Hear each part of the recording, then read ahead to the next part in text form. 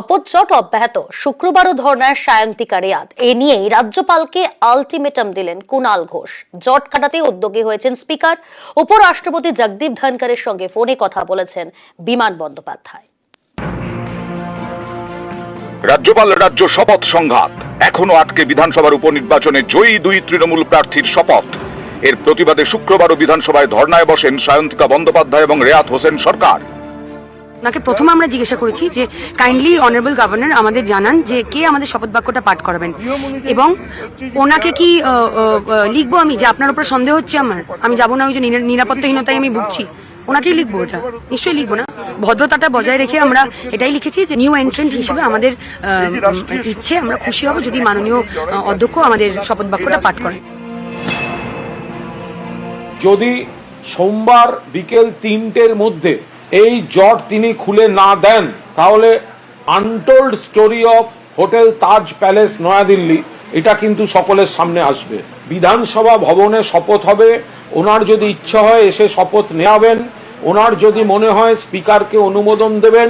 প্রশাসনিক প্রধানের সঙ্গে সাংবিধানিক প্রধানের এতটা দূরত্ব এবং সম্পর্কের এই অবনতি সারা দেশের মানুষ দেখছেন, যেখানে বিধানসভার স্পিকার বলছেন যে রাজ্যপাল যদি বিধানসভায় আসেন তাহলে তার অনুমতি নিয়ে আসতে হবে। তো এই যেখানে রাজ্যপালের প্রতি ব্যবহার করা হচ্ছে, সাংবিধানিক প্রধানের মর্যাদাকে ক্ষুণ্ণ করা হচ্ছে, তিনি কিভাবে প্রতিক্রিয়া ব্যক্ত করবেন সেটা তার বিষয়।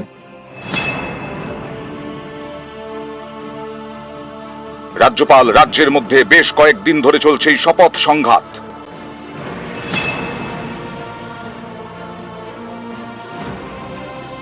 জট কাটাতে উদ্যোগী হয়েছেন বিধানসভার স্পিকার।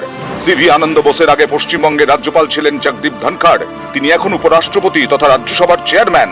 জগদীপ ধনখড়ের সঙ্গে শুক্রবার ফোনে কথা বলেন বিধানসভার স্পিকার বিমান বন্দ্যোপাধ্যায়। শপথ জট কাটাতে হস্তক্ষেপ করার আবেদন জানান স্পিকার। ধনখড় এ বিষয়ে তাকে আশ্বস্ত করেন। এই শপথ সংঘাতের সূত্রপাত বেশ কিছুদিন আগে। দুই জনপ্রতিনিধির শপথের বিষয়ে বিধানসভার সচিবালয় থেকে চিঠি পাঠানো হয় রাজভবনে। এরপর বিধানসভার সচিবালয়ের থেকে কিছু তথ্য চেয়ে পাঠায় রাজভবন। গত শনিবার রাজভবনে থেকে ইমেল পান সায়ন্তিকা ও রেয়াত। তাদের বলা হয় রাজভবনে শপথ নিতে আসতে, কিন্তু তৃণমূলের দুই জনপ্রতিনিধি চিঠি দিয়ে রাজ্যপালকে জানিয়ে দেন তাঁরা রাজভবনে যাচ্ছেন না। বিধানসভায় স্পিকারের কাছে শপথ নিতে চান, কিন্তু রাজভবনেই আর্জি মানেনি, তারা নিজেদের অবস্থানে অনড় থাকে। এর প্রতিবাদে বুধবার থেকে বিধানসভায় ধর্ণা শুরু করেন তৃণমূলের দুই জয়ী প্রার্থী। এদিনও তারা ধর্ণায় বসেন। I go by the Constitution of India. I expect every constitutional functionary to also abide by the Constitution. An individual's winsome fancies cannot alter the constitutional mandates. I go by the Constitution.